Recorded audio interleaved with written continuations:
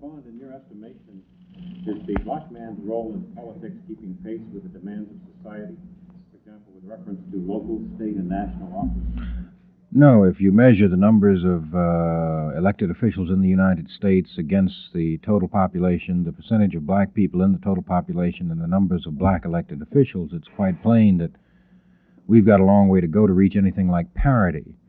But you do see, particularly in the South, this enormous increase in the numbers of black people running for public office, so you do see a lot of motion, but there's nothing like what there ought to be. What do you see in the future for the local black in more ruralized or less populated communities with reference to political and governmental representation?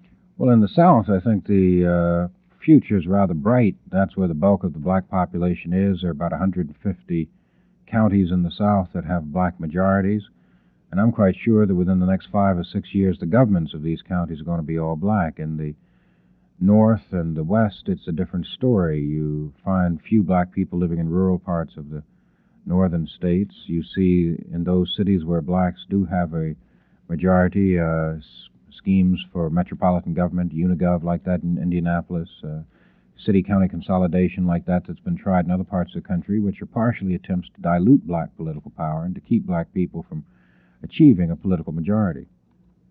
Do you personally have aspirations for, say, a vice presidency, including 1972?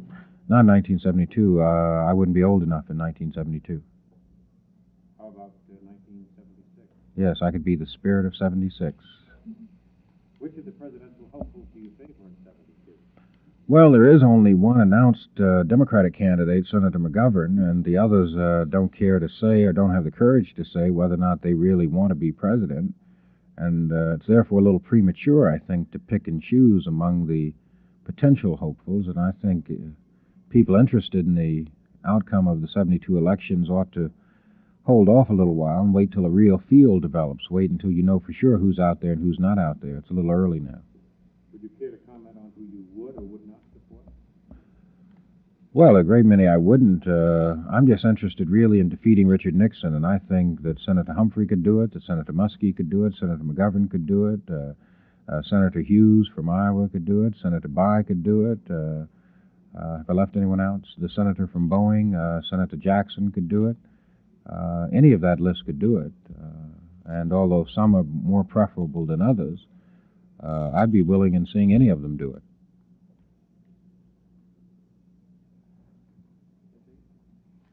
You have the executive, you're on the executive board of the National Conference of Politics. No, it's dissolved. Doesn't exist. Yeah. What was your purpose for founding the Committee on Appeal for Human Rights?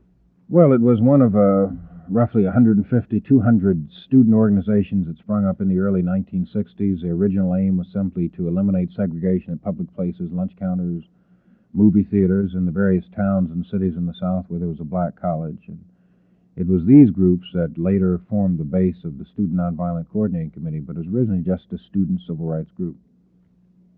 As the founder of the Student Nonviolent Coordinating Committee, what do you expect or hope students will do in the future for expressing their views on what's happening in America today? Well, I'd like to hope that students today in 1971 would take a cue from what students were doing in 1960 and 1961, that generation was an activist generation, a very different way from this one. While this generation goes from, say, Indianapolis or Muncie or Chicago or Portland, Oregon to Washington or San Francisco to demonstrate and protest against the war, which I think is very fine, my generation, when I was in college, we were interested in what was happening right around us, right around the college campus, right in the downtown of the cities where we were.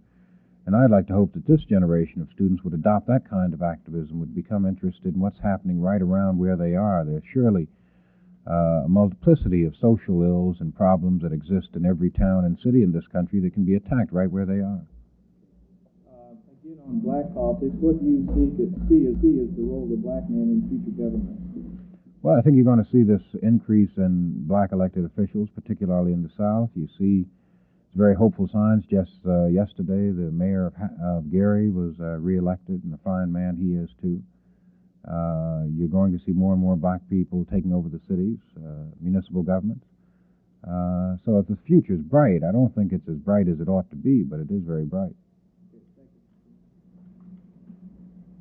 you. Mr. Bond, speaking of black and white relationships politically, what, in your estimation, constitutes an Uncle Tom? And Uncle Tom is someone who doesn't do what's in the best interest of his community or works against the interest of his community. A better description is someone like Gunga Din.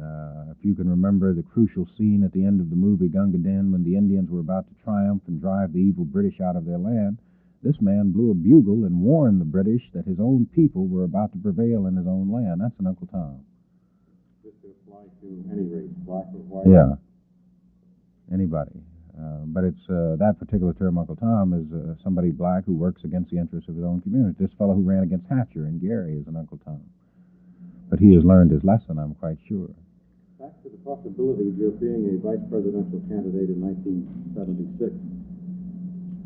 Are you laying any groundwork, or have you been approached by high party officials or anyone in... No. I tell you the truth, I seldom think about it. It's a long way away. In 76, I'll only be 36, and that's considered young in this country to be a vice president. So it's not really a current thought of mine at all. Maybe 1984 would be a better year. Well, it depends, I think. Suppose Richard Nixon decided that he didn't want Spiro Agnew anymore, and he wanted to demonstrate that he wasn't quite as bad a guy as he thought he was, and so he selected Edward Brooke to be his running mate in 72, and suppose the Republicans won again, and then suppose in 76 Nixon discovered that he couldn't be president for another 4 years because he's limited to 2 terms, and then Ed Brooke would run, and he might get elected, and he'd be the first black president of the United States. Are there any other questions for Mr. Bond?